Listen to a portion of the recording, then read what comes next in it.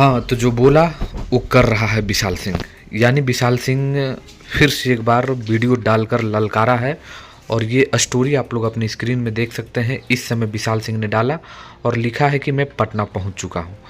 ये सब चीज़ें चल रही हैं भोजपुरी में। इस समय खेसारी लाल यादव और पवन सिंह की टीम एक्शन मोड में है और जो कहा गया था वो हो रहा है।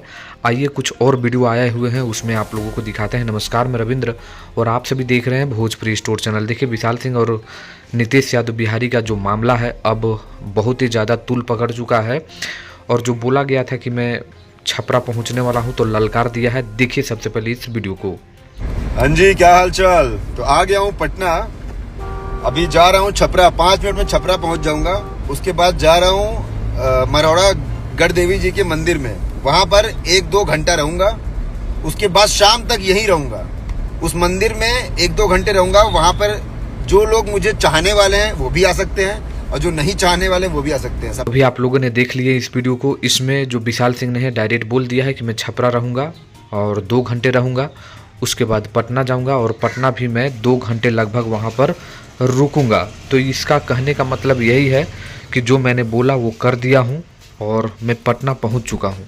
और इस समय ये वीडियो निकल कर आया जो खुद विशाल सिंह ने जो स्टोरी लगा के डाला है, तो मुझे लगा आप लोगों को जानकारी देना चाहिए।